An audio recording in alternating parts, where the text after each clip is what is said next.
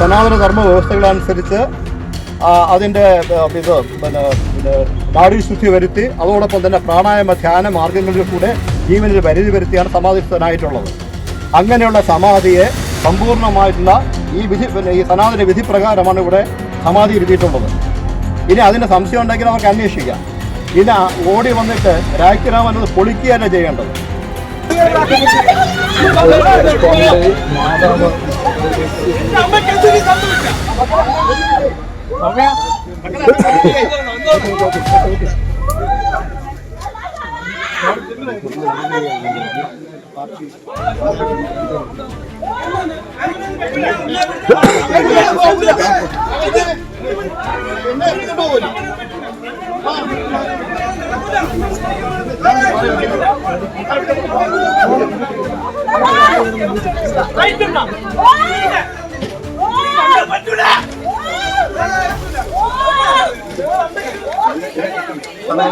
നടപടി തുടങ്ങാനായിട്ട്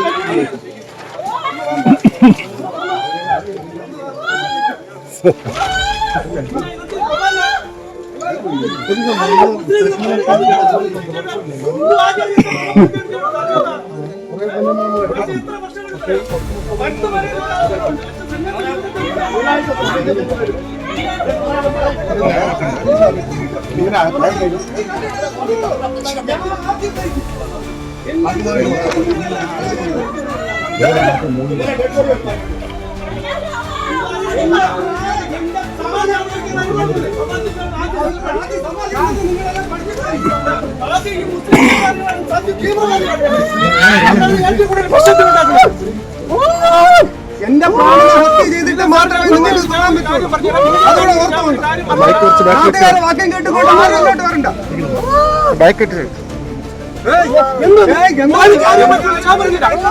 സത്യമായിട്ട് ഞാൻ പറയുന്നത് മനസ്സിലാക്കി. ഞങ്ങൾ ഇതിൽ ഞാൻ സത്യമായിട്ട് ഒന്ന് പറയണം. നിങ്ങളൊന്ന് മനസ്സിലാക്കിയിട്ട് നിങ്ങൾ കാര്യം പ്രവർത്തിക്കും. ഞാൻ പറയുന്നതിന് അമ്മ മിണ്ടാരി ഞാൻ പറയണത് മനസ്സിലാക്ക്. അമ്മ എന്റെ അമ്മയ്ക്ക് എന്തെങ്കിലും സംഭവിച്ച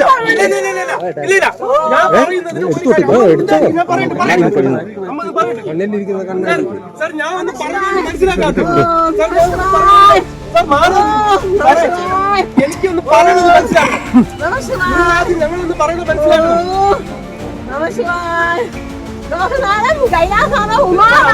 ഞങ്ങൾ പറയണ ഒന്ന് കേൾക്കണം. അങ്ങനെ ഇഷ്ടപ്രകാരം സ്വന്തം അച്ഛന്റെ കർമ്മം മക്കൾ ചെയ്യാതെ വേറെ ആരാണ് ചെയ്യണത്? കേൾക്കാനുള്ള ഒരു സന്ദേശം. ഈ മുസ്ലിം തീവ്രവാദികളാണ് ഇതിനുള്ള ഏറ്റവും കൂടുതൽ. ഞാൻ പറയുന്നത് കേൾക്കണം.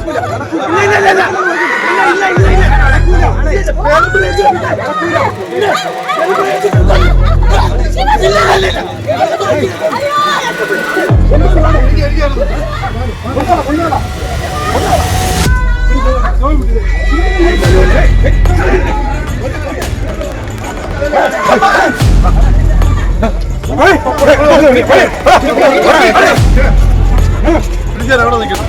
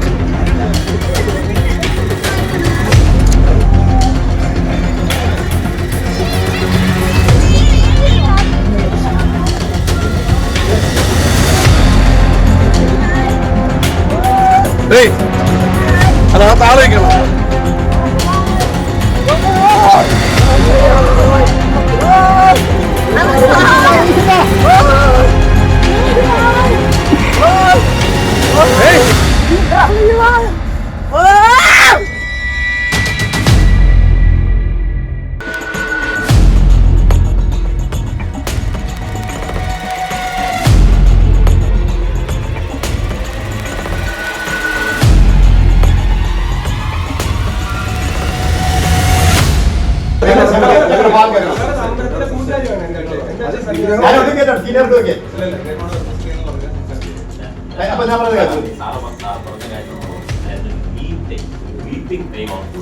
നോട്ടീസ് പോലും ഒരു നോട്ടീസ് പോലും ഇതിനായിട്ട് ബന്ധപ്പെട്ട് അങ്ങനെയാണോ പൊളിക്കേണ്ടത്? ഞാൻ അടിച്ചു വെക്കാം. 2 ദിവസം കഴിഞ്ഞാൽ പൊളിക്കാം, ഒരാഴ്ച കഴിഞ്ഞാലും പൊളിക്കാം. പക്ഷെ പൊളിച്ചത് അനാവശ്യം കൊണ്ട് കണ്ടു കഴിഞ്ഞാൽ ആ പൂർവ്വം പുനഃസ്ഥാപിക്കാൻ പറ്റും.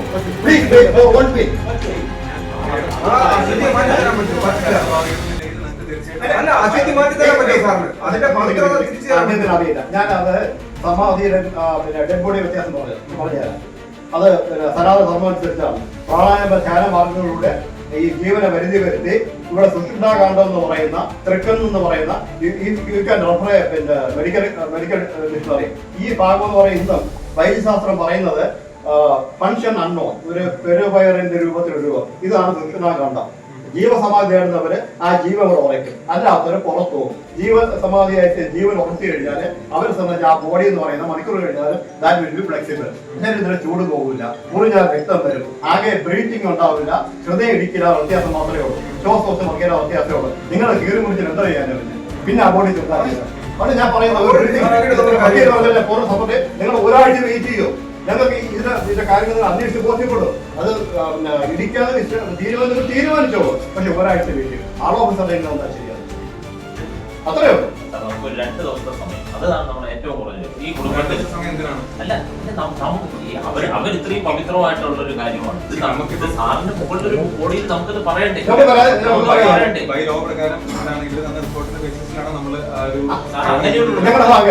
നമ്മുടെ ഒന്നും അറിയിച്ചിട്ടില്ല.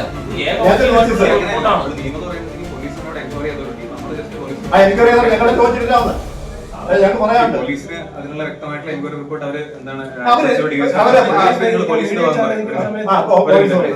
നമുക്കൊരു അസ്വാഭാവികത പറഞ്ഞു കഴിഞ്ഞാൽ തീർച്ചയായും തോന്നിയാൽ മതി. അല്ല, അത് പിന്നെ പോലീസ് റിപ്പോർട്ട് കൊടുത്തിട്ടുണ്ട്. അതുമായി ബന്ധപ്പെട്ട് അതിന് ഉത്തരവിടേണ്ടത് ബഹുമാനപ്പെട്ട പിന്നെ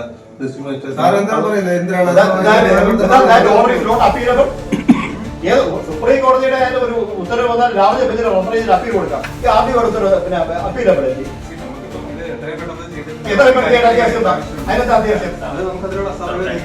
അങ്ങനെ പറ്റില്ല. ബ്രീത്തിങ് ടൈം ചോദിക്കുകയാണെങ്കിൽ ചാനലുകൾ മുഴുവൻ വരും. ഈ ബ്രീത്തിങ് ടൈം പോലും തരാതെ നിങ്ങൾ ചെയ്യുകയാണെങ്കിൽ ആർട്ടിയോട് എല്ലാ ബഹുമാനം കൂടെ പറയാണ് ആർട്ടിയോ ഹൈക്കോടതി രൂപ തീർച്ചയായിട്ടും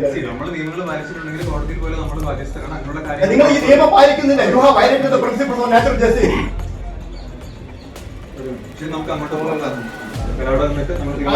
അങ്ങനെയൊന്നും നിൽക്കാൻ പറ്റില്ല.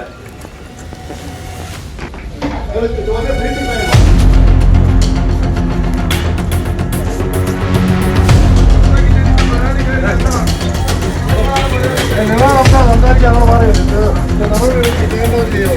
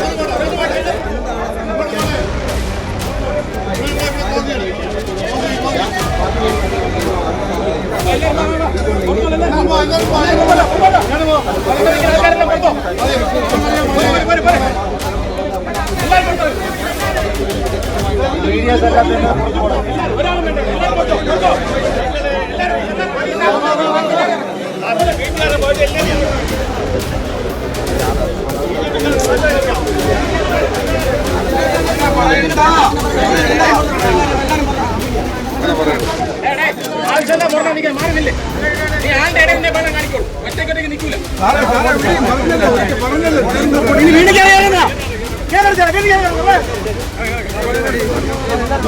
കുടുംബവും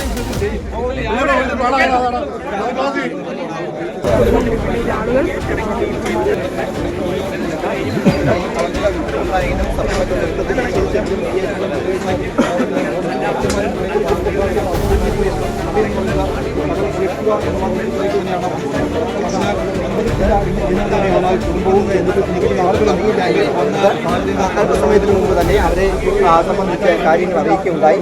മാത്രമല്ല കുടുംബാംഗങ്ങളുടെ അഭിഭാഷകർ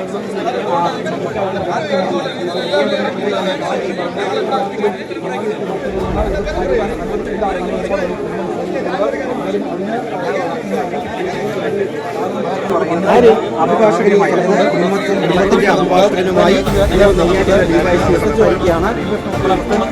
അത് തുറന്ന് പരിശോധനയ്ക്ക് അനുവദിക്കില്ല എന്നാണ് കുടുംബം ഇപ്പോഴും പറയുന്നത്. പക്ഷേ നിയമപരമായ കാര്യങ്ങളിലേക്ക് ഒരു വ്യക്തിയെ കാണാതായ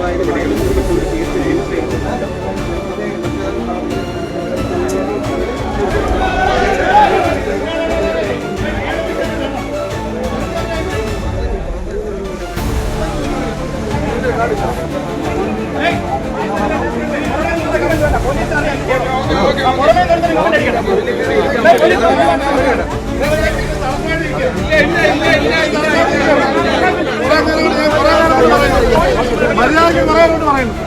എനിക്കറിയാം പോലീസോടെ സംസാരിക്കരുത്. നിങ്ങളുടെ അതിന്റെ ആവശ്യമൊന്നുമില്ല.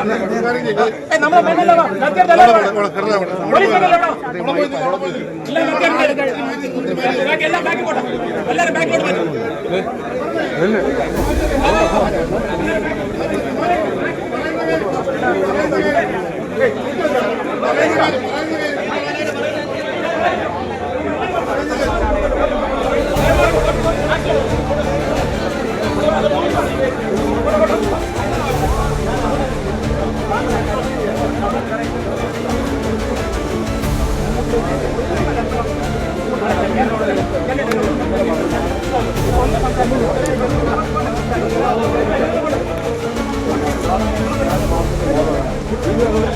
ആ സമാധി രക്ഷണോത്ത സ്ഥലനിർമ്മിത രക്ഷണ സമാധിയും അതിനെ ശരിയായിട്ടുള്ള വിധത്തിൽ ആണ് ഇവിടെ സമാധി ഇരുത്തിയിട്ടുള്ളത്. പിന്നെ ഇതിൽ ഈ വ്യത്യാസം മനസ്സിലാവണമെന്നുണ്ടെങ്കിൽ ഡെഡ് ബോഡിയും ജീവസമാധിയും നമ്മുടെ വ്യത്യാസം മനസ്സിലാക്കണം. അത് പ്രാക്ടീസ് പല സമാധിയെക്കുറിച്ച് ഞാൻ പറയുന്നില്ല. ഒന്നെന്ന് പറയുന്നത് ഡെഡ് ബോഡി ആണെങ്കിൽ പ്രാണൻ പുറത്തു പോകും.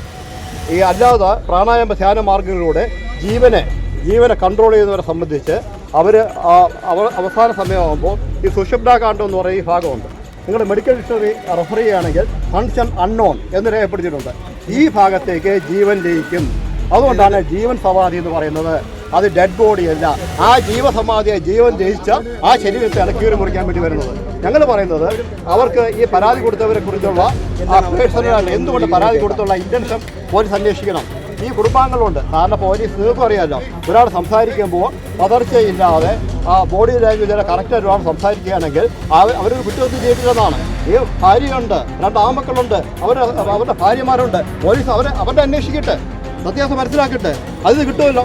ഇവിടെ ഒന്ന് ഈ ക്ഷേത്രമന പൊളിച്ചിട്ട് അവിടെ പിന്നെ റോഡ് വേണമെന്ന് ആവശ്യപ്പെട്ടൊരു പാർട്ടിയുണ്ട്. പിന്നെ അവിടെ അതുപോലെ തന്നെ ഈ അവിടെ നാഗരികത്വമുണ്ട്. ആയുർവേദമാക്കിയിട്ട് ആ സ്ഥലങ്ങൾ റിയൽ എസ്റ്റേറ്റ് ബിസിനസ്സിൽ ഉപയോഗിക്കണമെന്നുള്ള പാർട്ടീസ് ഉണ്ട്. അത് രണ്ടും ഇവരുടെ ആവശ്യപ്പെട്ട് ഇവർ ഡിലേ ചെയ്യും. അതിൻ്റെ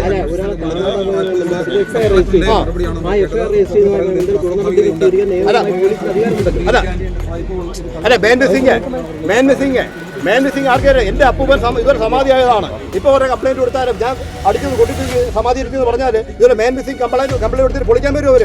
അപ്പം അമരവിള നിങ്ങൾക്കറിയാം, അമരവിള 2 അച്ഛനും മകൻ സമാധി ഇരിപ്പുണ്ട്. അവിടെ ആരെയും പണ്ട് പിന്നെ അടിച്ചത് കെട്ടി തൂക്കി എന്ന് പറഞ്ഞാൽ ഈ പോലീസ് പൊളിക്കാൻ വരും, ആർമി ഉദ്യോഗസ്ഥന്മാർ വരും. ഇത് അവിടെ അനുവദിക്കാൻ പറ്റില്ല. ഇതിന് ഇവർ സംസാരിക്കുന്ന ഹിന്ദു സംഘടനകളുണ്ട്, ഈ കാര്യം ഡീൽ ചെയ്ത ഹിന്ദു ആചാര്യന്മാരുണ്ട്. അവരുടെ തീരുമാനം, ഞങ്ങൾ ഒരു കാര്യം പറഞ്ഞത് ഞങ്ങളുടെ ഭാഗം കേൾക്കാനുള്ളത് കേട്ടിട്ട് തീരുമാനം എടുക്കാൻ പറഞ്ഞു. ഞങ്ങൾ പറയുന്ന കാര്യങ്ങൾ റെക്കോർഡ് ചെയ്ത് ആ കാര്യങ്ങൾ ഉത്തരവിൽ വരുത്തി ഇന്ന കാരണങ്ങളാൽ ആ കുടുംബത്തിൽ ചേർന്ന് നിൽക്കുന്നവർ പറയുന്നത് ഞങ്ങൾ സ്വീകാര്യമല്ല, അത് പൊളിക്കാൻ ഞങ്ങൾ തീരുമാനിച്ചു പറയാം. ഏറ്റവും ബൈക്കായിട്ടുള്ള ഞാൻ അഭിഭാഷന സീനാട്ട് വെക്കില്ല. നമ്മുടെ ആവശ്യം എവിടെ പോകണ്ടേ നിങ്ങൾ? 3 ദിവസമായിട്ട് കേരളത്തിൽ ഈ വിഷയം ചർച്ച ചെയ്യും.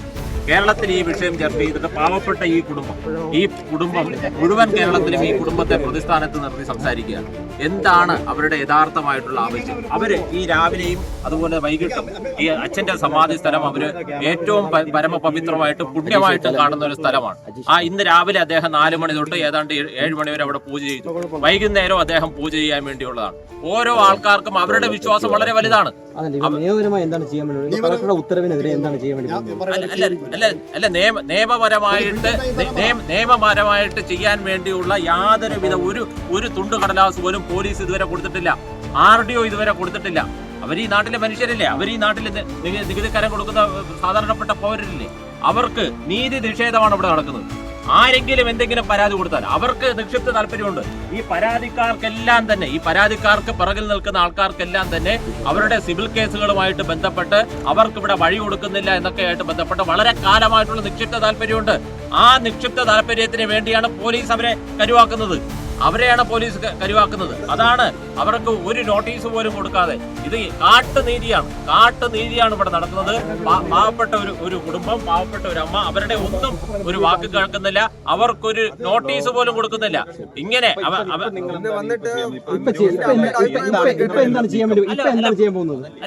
ബഹുമാനപ്പെട്ട നിയമ സംവിധാനം, അത് ഏത് കോടതിയാണോ, അത് ജില്ലാ കോടതിയാണോ ഹൈക്കോടതിയാണോ, നിയമ സംവിധാനത്തിൽ തീർച്ചയായിട്ടും നമ്മൾ മുന്നോട്ട് പോകും. ഏകപക്ഷീയമായിട്ടാണ് പോലീസ് നടപടിയായിട്ട് മുന്നോട്ട് പോകുന്നത്. കുടുംബവുമായിട്ട് യാതൊരു അഭിപ്രായം പോലും ചോദിക്കാതെ, അവരുടെ ഒരു നിലപാട് പോലും ചോദിക്കാതെ, അവർക്കൊരു നോട്ടീസ് പോലും കൊടുക്കാതെ ഏകപക്ഷീയമായിട്ട് കേരള പോലീസ് മുന്നോട്ട് പോവുകയാണ്.